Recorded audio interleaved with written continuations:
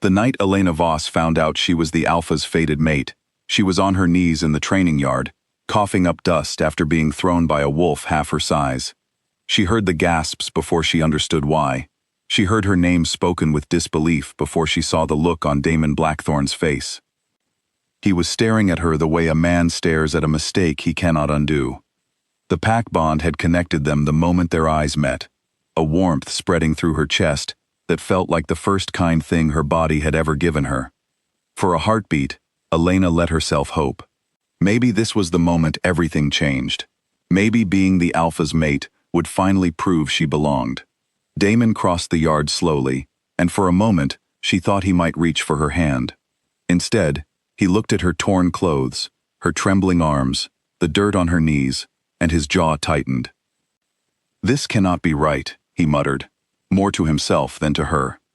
The crowd of wolves that had gathered to watch her latest failed training session went silent.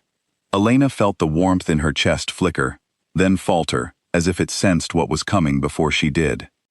"She cannot even hold her shift," someone whispered from the edge of the yard. "She's an Omega. She has no place beside an Alpha." Damon did not defend her. He did not even look at her again. He turned to the pack and lifted his chin, his voice carrying the authority that came so naturally to him. "A mistake," he said. "The bond is wrong. I reject this mate." The words struck her harder than any blow she had taken in training. A rejection was not just words. It was a wound that tore through the bond itself, a pain that curled through her chest and down into her bones.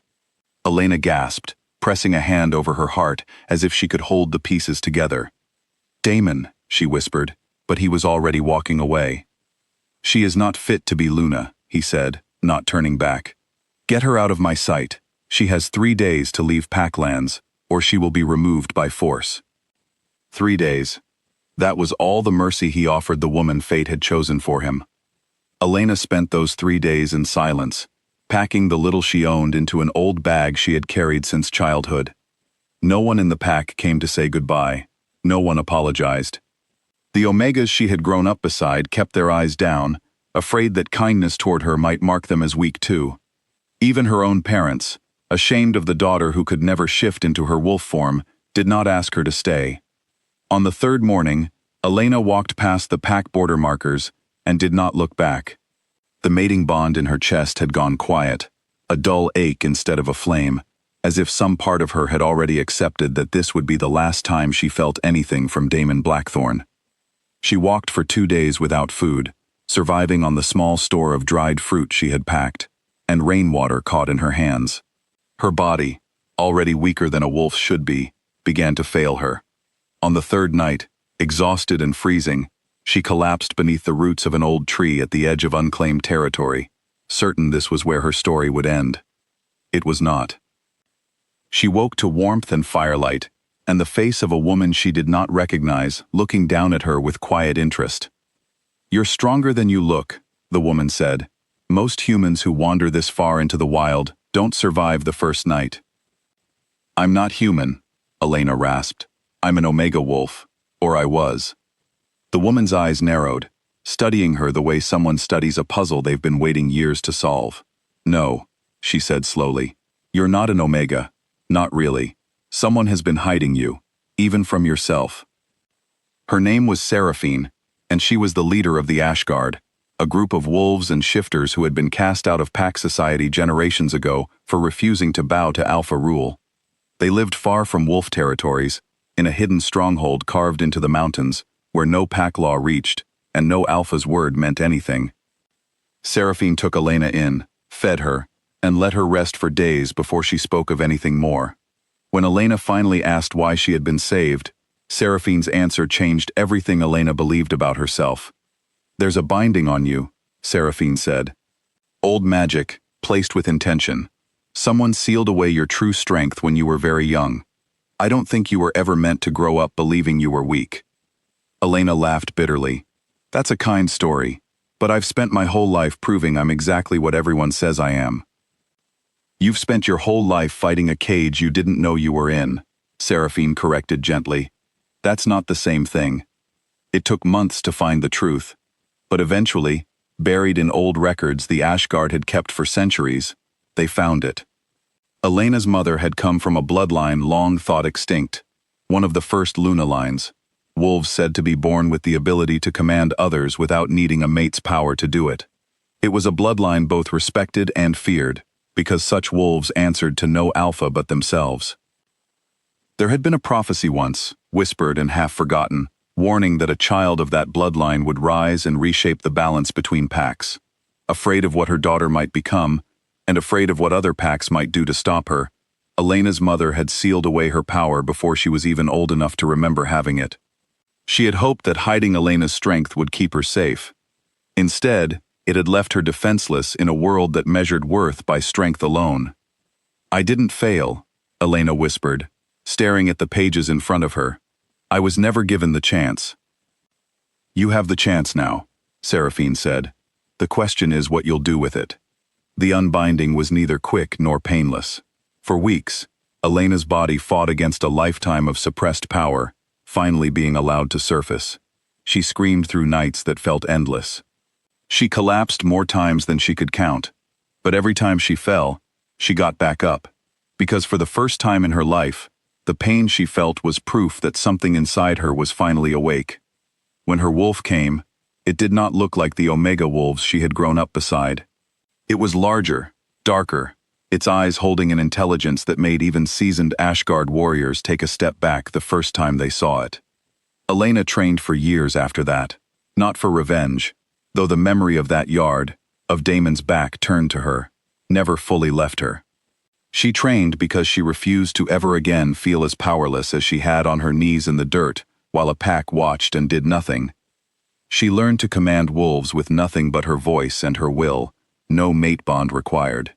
She learned to draw on the elements the way old stories said her bloodline once could, calling wind and fire and shadow to bend around her intention.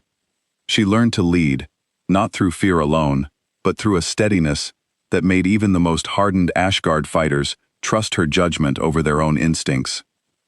Word began to spread slowly, the way stories do when they are too strange for people to believe at first. A woman had risen in the northern mountains, gathering broken packs and lost wolves under her protection. She was not cruel without reason, but she was without mercy for alphas, who mistreated the weakest in their ranks. Omegas who fled abusive packs found sanctuary at her stronghold.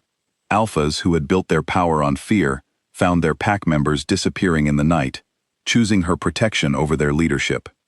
They called her the Ashen Luna. Some said it with respect, many said it with fear. Years passed, and the Blackthorn pack, once one of the strongest in the region, began to weaken.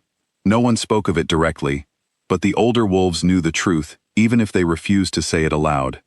An alpha who rejects his fated mate carries a wound that never fully heals, a crack in the foundation of his own power that widens with time. Damon's control over his pack grew unsteady. Rival packs, sensing weakness, began testing the borders that had once been untouchable. Damon told himself it had nothing to do with Elena. He told himself many things over those years, though none of them helped when he woke in the night, with the ghost of the mating bond aching in his chest, a bond he had severed, but could never fully silence.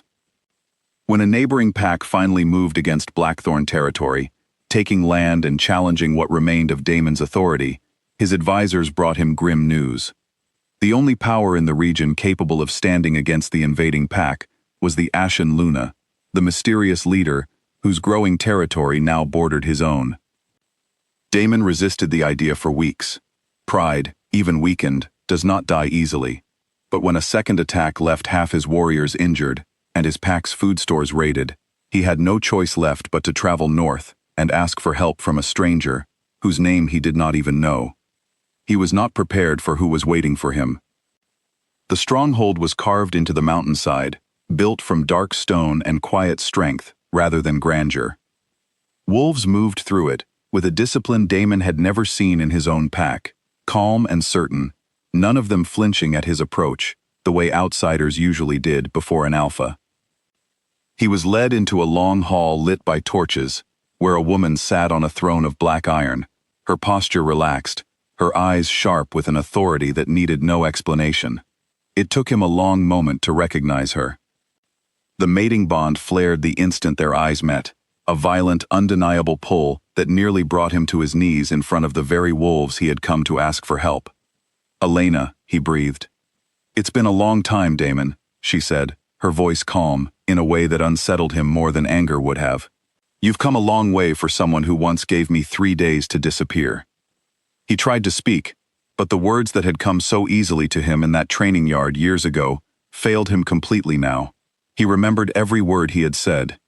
He remembered them because they had haunted him every night since. "I need your help," he finally managed. "My pack is under attack. We're losing." "I know," Elena said simply. "I've known for weeks." "Then you'll help us?" She studied him for a long moment, and something in her gaze made him feel smaller than he had ever felt as an alpha. Smaller even than the day his own father had first placed the weight of leadership on his shoulders. "You once stood in front of your entire pack," she said, "and told them I wasn't fit to be Luna. That I was a mistake, that the bond between us was wrong." She rose from her throne, and though she did not raise her voice, every wolf in the hall straightened at the shift in her presence. "You didn't just reject me, Damon. You told an entire pack that weakness deserved no place beside strength. That protection was only for those who had already proven themselves. I have spent years undoing the damage that belief has caused, one broken pack at a time." "I was wrong," he said quietly. "I know that now." "I know you do," Elena replied, "but knowing it now doesn't undo what it cost me then." Silence stretched through the hall. Damon searched her face for some sign of the softness he remembered, the warmth that had flickered in her eyes the day the bond had first connected them, but the woman standing before him had built herself into something the years had hardened into strength, not bitterness. "I won't destroy your pack," Elena finally said. "I won't need to. If I choose not to help you, your pack will fall on its own, the same way it has been falling since the day you turned your back on the one thing that could have made you stronger, not weaker." She stepped closer, close enough that he could feel the bond pulling at him like a current he had no power to resist. "That will be your punishment, Damon. Not my anger, just living with what you built and what you lost." "Please," he said, and for the first time in years, his voice cracked with something honest. "I don't care about the pack right now. I care about the bond. About you. I was afraid, and I let that fear decide who I thought you were before I ever let you show me. I was wrong, and I have carried that every single day since." Elena's expression did not soften into forgiveness, but it did not harden into cruelty either. She looked at him the way someone looks at a door they are no longer certain they want to open, weighing the past against whatever future might still exist on the other side of it. "The bond doesn't decide anything anymore," she said quietly. "Not for me. If it ever means something between us again, it will be because I choose it, not because fate assigned it to us, before either of us had any say." She did not promise him help. She did not promise him forgiveness. She left both questions hanging in the space between them, unanswered, because for the first time in her life, the choice belonged entirely to her. Damon returned to his pack that night without an answer, uncertain whether the woman he had once cast aside would ever let him back into her life. But as he crossed the mountain path away from her stronghold, he understood something clearly for the first time. Elena Voss no longer needed him to survive. She no longer needed anyone's permission to matter. Somewhere in the years since he had turned his back on her, she had built a throne out of everything he told her she could never be. And whether he was ever allowed to stand beside it again was no longer his decision to make. She ruled from the mountains long after that night, known across every territory as the strongest Luna Wolf society had ever seen, feared by those who abused their power, and trusted completely by those who had none. Her throne had not been built by a mate's strength or an alpha's approval. It had been built entirely by her own.